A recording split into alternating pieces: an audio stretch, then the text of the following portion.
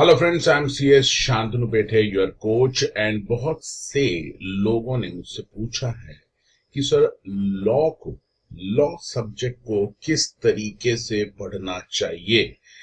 हर subject को पढ़ने का एक तरीका होता है, एक तौर तरीका जिसे बोलते हैं।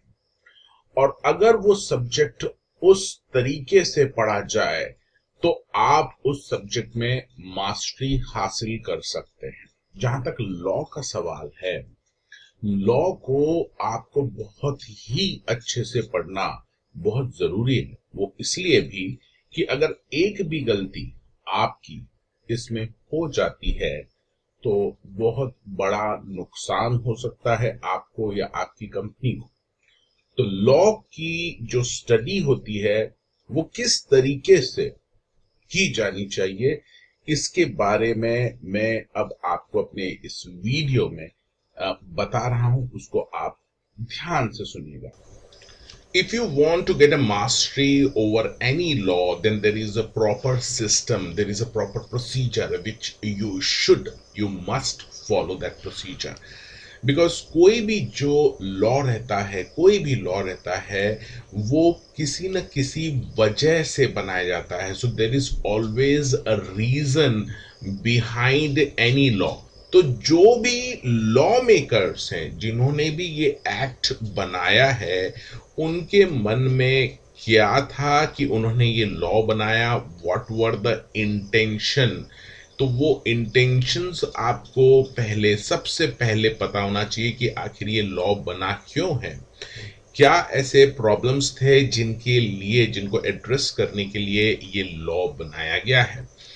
और ये सबसे पहली स्टेज होनी चाहिए किसी भी लॉ में। अगर आप मास्टरी चाहते हैं तो ओवरव्यू में जो प्रॉब्लम है, जो सर्कमस्टेंसेस हैं, उसका हम बर्ड्स आई व्यू लेते हैं, या यूं कह लीजिए उसका जायजा लेते हैं कि एग्जैक्टली क्या है, क्या ऐसे प्रॉब्लम्स थे और इस एक्ट में क्या क्या बताया गया है, किस किस तरह के प्रोविजंस है। तो इसमें हार्ड कोर हम कुछ भी नहीं पढ़ते, हार्ड कोर इसमें स्टडी नहीं होती, लेकिन उसका जो पेरिफेरल है उसको हम समझने की कोशिश करते हैं। जब एक बार ये स्टेज आपकी क्रॉस हो जाती है, overview of the whole act, then you should move to the next stage.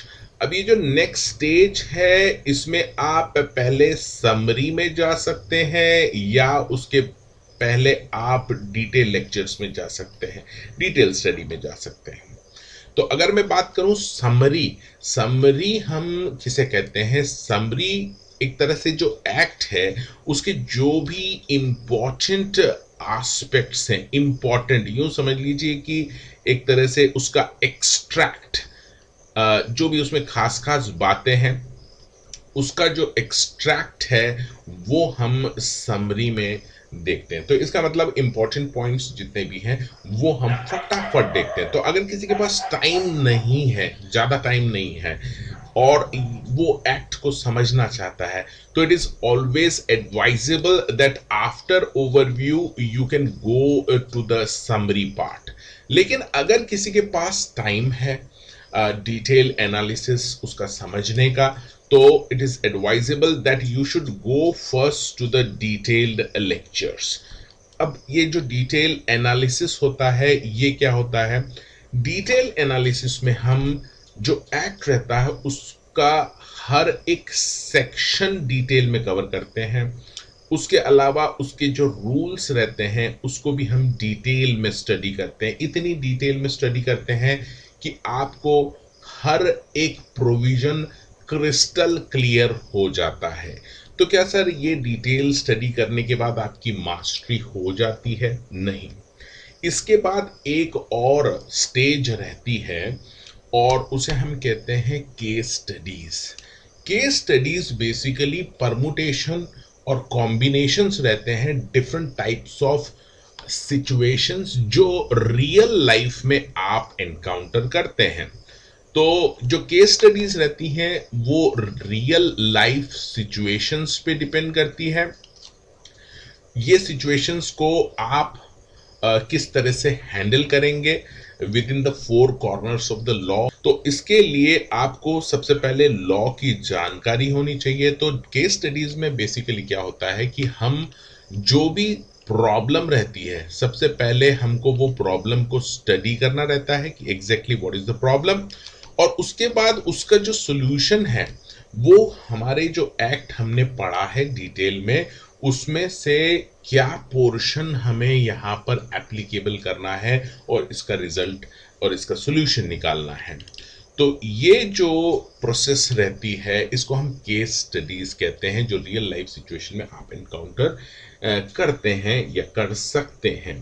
तो ये एक बहुत ही एडवांस स्टेज हो जाती है जहां पे आपको लॉ तो पता है, आपने डिटेल में भी पढ़ रखा है, आपको समरी प्रोविजन भी पता है, आपको बैकग्राउंड ओवरव्यू सब कुछ पता है, लेकिन उसको अप्लाई कैसे करेंगे रियल लाइफ सिचुएशन में, इसके लिए स्किल्स लगती है। तो यहां तक का जो भी पार्ट है, यहां पर आपका नॉलेज गेन करते हैं आप, और उसके बाद जब रियल लाइफ सिचुएशंस की बात आती है तो वहां पर स्किल लगती है ना, आपने जो भी नॉलेज एक्वायर किया है उसको आप practical day to day life में कैसे अप्लाई करेंगे। तो यहाँ हम केस स्टडीज में ये सीखते हैं। इसके बाद आप कोई भी केस है, इवन सुप्रीम कोर्ट में अगर आपका कोई मैटर है, आप कॉन्फिडेंस के साथ वो पूरा हैंडल कर पाएंगे। इसके अलावा एक चीज और रहती है असेसमेंट, यानी जब आप ये प्रोसीजर्स से गुजरते हैं तो आपको खुद का सेल्फ असेसमेंट करना भी जरूरी है।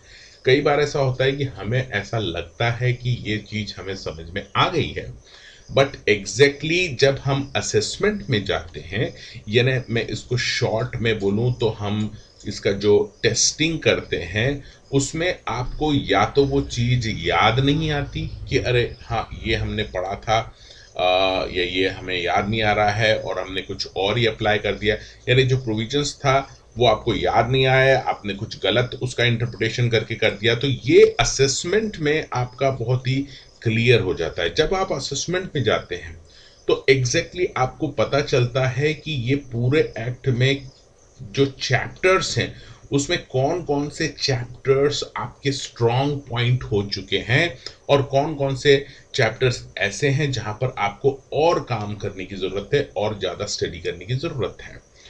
इसके अलावा कई केसेस में हम देखते हैं कि सपोर्ट की आपको जरूरत रहती है, क्योंकि कई चीजें ऐसी रहती हैं जो एक्सपीरियंस ना होने की वजह से आपको किसी और की मदद लगती है।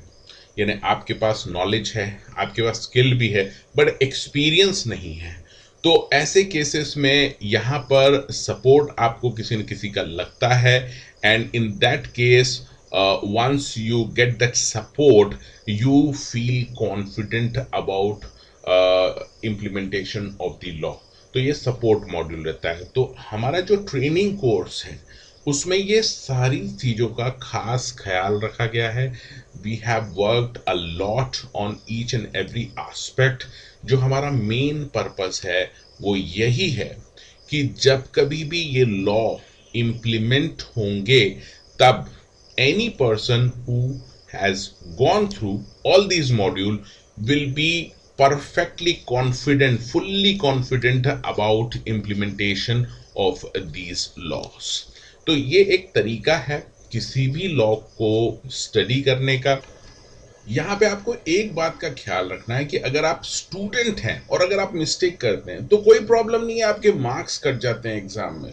लेकिन if you are a working professional and if you commit any mistake then it is a huge dent on your goodwill and your performance.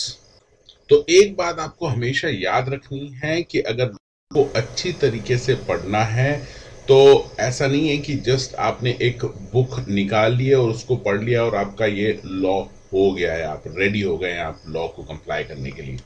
Lowest level पे आप ये कर सकते हैं, लेकिन हाईएस्ट लेवल जहां पे आप सुप्रीम कोर्ट के केसेस अगर आपके कोई पेंडिंग है उसमें भी आप कॉन्फिडेंस के साथ आर्ग्यूमेंट कर सकें, उसके लिए ये सारी चीजें बहुत ही जरूरी है। इवन जो डे टू डे कंप्लायंस है आपका कंपनी के मैटर्स हैं उसमें भी अगर आप इस तरीके से सिस्टमैटिक प्रोसीजर फॉलो करके लॉ को पढ़ते हैं तो you will definitely will be able to comply the whole law in true letter and spirit.